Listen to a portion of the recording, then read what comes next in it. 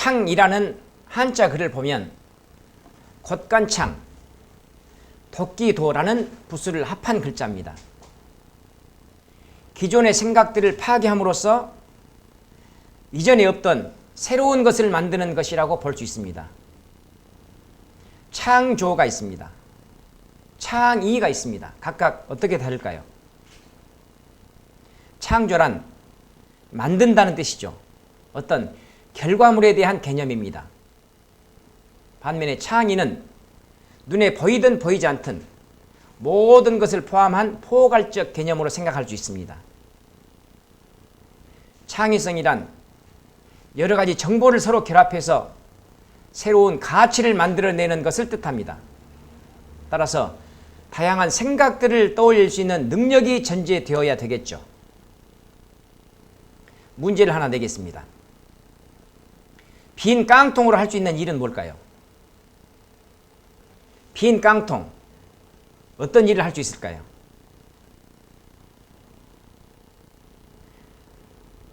창의성이란 여러 가지 정보를 서로 결합해 가지고 새로운 가치를 만들어내는 것이라고 말씀을 드렸는데요.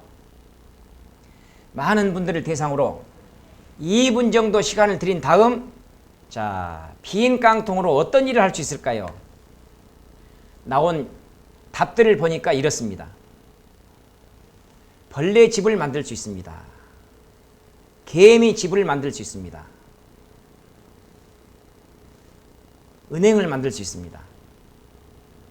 깡통을 차면서 놀기 도구로 활용할 수 있습니다.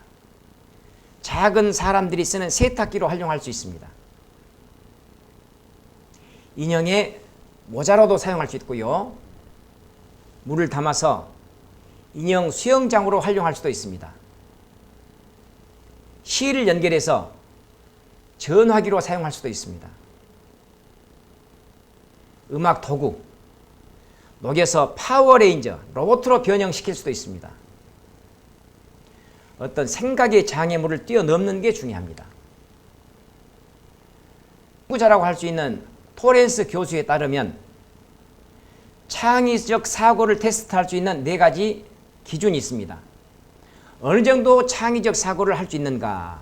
첫 번째, 유창성입니다. 모두 몇 개의 아이디어를 떠올렸는가를 보는 겁니다. 두 번째, 유연성. 몇 가지 종류의 용도를 생각해냈는가? 용도. 세 번째, 독창성입니다. 누구나 생각할 수 있는 전형적 용도, 0점으로 처리하고요. 인형의 모자, 이런 식으로 기발한 답은 2점 정도로 가산점을 줄 수 있습니다. 마지막 4번째로 정교함을 꼽습니다. 깡통을 깡통으로만 사용할 것이 아니라 깡통을 녹여서 또는 깡통을 갈아서 깡통을 잘라서 다른 용도로 또는 색칠한다, 이런 식으로 추가 작업 아이디어 능력을 얼마나 낼 수 있는가. 유창성, 유연성, 독창성, 정교함, 점수의 많고 적고를 떠나서 어느 정도 창의적 접근을 하고 있는가를 볼 수 있는 가늠자로 파악할 수 있다, 이렇게 봅니다. 또 헤르만 폰 헬름홀츠의 모델에 따르면 아이디어가 만들어지는 4가지 단계가 있습니다. 헤르만 폰 헬름홀츠의 모델, 이분은 바로 독일 물리학자이기도 한데요. 글에 이은 웰러스가 쓴 사고의 기술 중에서 제가 본 내용입니다. 먼저 준비 단계가 있다. 부하 단계가 있고 발현 단계, 마지막 실현 검증의 단계가 있다.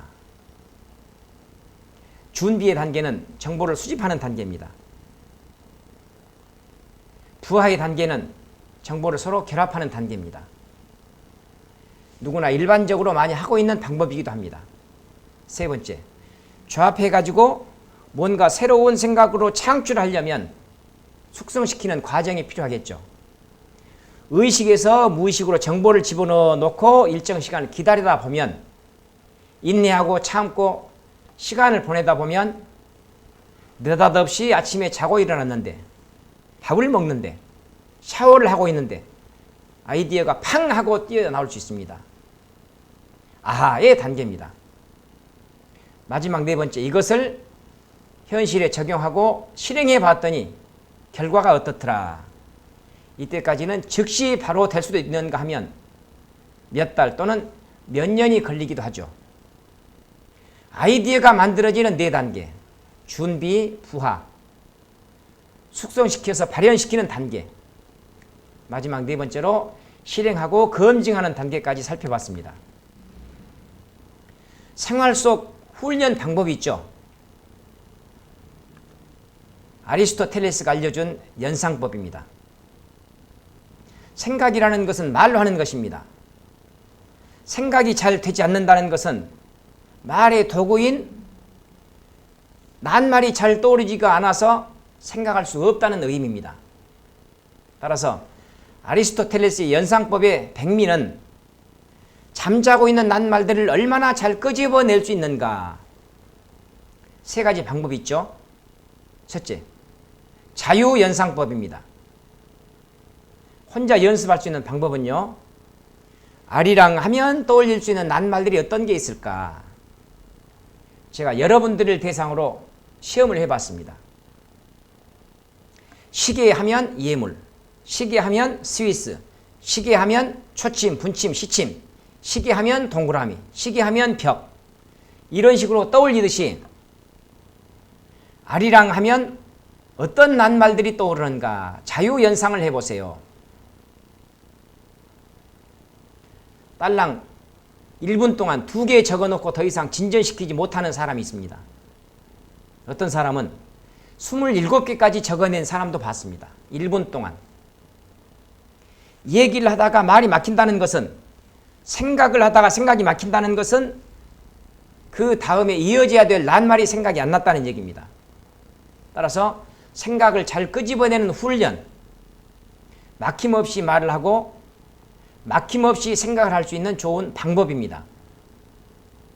그런데 이것은 딸랑 2개를 적어놨던 사람도 하나의 도구를 활용하면 기하급수적으로 늘릴 수가 있습니다. 저는 고속도로를 이용하면서 휴게소에 가끔 들어가는데요. 밥을 먹을 때 휴게소에서 사 먹는 밥보다 때로는 도시락을 준비해 가서 먹을 때도 있습니다.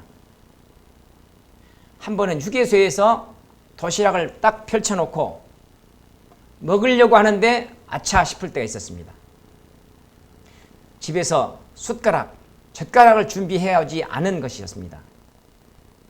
먹으려고 하는데 밥을 먹는 도구인 숟가락 또는 젓가락이 없다 보니까 멍해질 수밖에 없었겠죠. 제가 인도 사람 같으면 그냥 손으로 해결했겠지만 그렇게 할 수도 없고, 할 수 없이 휴게소에서 얻어다가 해결을 하기는 했습니다만, 자, 이처럼 생각이 없는 게 아닙니다. 근데 그 자리를 벗어나면 막혔던 말이 떠오르거든요. 끄집어내는 훈련이 필요하다. 브레인스토밍을 활용해보자. 이것을 권합니다. 아리스토텔레스 연상법의 두 번째 방법은 꼬리물기 연상법입니다. 끝말잇기 방법이 있습니다. 의미 연상법이 있습니다. 액자, 자두, 두더지, 지렁이 이런 식으로요. 끝말잇기 방법. 두 번째는 의미 연상 방법. 액자, 벽, 천장, 집, 아파트, 보금자리 이런 식으로요. 막연하게 잠자고 있던 낱말들을 많이 끄집어낼 수 있는 좋은 훈련 방법입니다. 별 모양 연상법과 꼬리물기 연상법에 대해 살펴봤습니다. 이번에는 마지막으로 강제 조합법에 대해 살펴보겠습니다. 강제 조합법은 주제와 힌트를 강제로 연결시키는 발상법입니다. 손정의 회장이 그랬다는 거죠.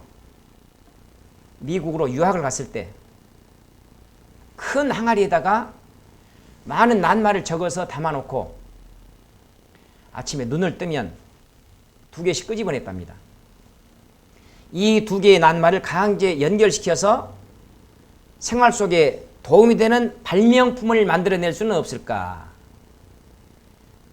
냉장고, 팩스. 팩스가 달린 냉장고 생각할 수 있습니다. 닭, 시계, 닭 울음소리가 나오는 자명종 생각할 수 있죠. 이런 식으로 쉽게 조합이 되는 경우가 있는가 하면 조합이 얼른 안 될 때는 하루 종일 생각한다는 겁니다.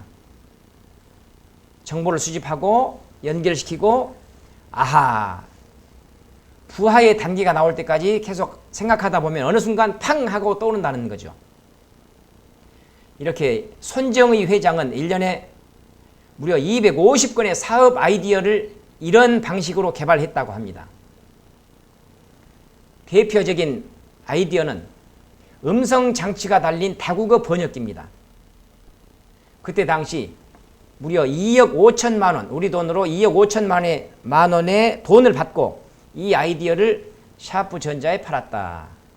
이것을 종잣돈으로 해서 소프트뱅크의 회사를 창업했다. 많은 사람들이 알고 있는 정보죠. 프로스트가 얘기했습니다. 진정한 발견은 새 땅을 찾는 것이 아니다. 새로운 눈으로 보는 것이다. 아리스토텔레스 연상법에 대해 살펴봤는데요. 세상의 모든 창의적 작업은 결국 짝짓기입니다. 하나의 정보를 어떻게 해석하고 분석할 것인가, 그래서 나만의 정보로 만들어낼 것인가, 이런 부단한 훈련이 남다른 창의성을 발휘하게 되는 인물로 나 자신을 이끌 것이 아닌가 이렇게 생각합니다.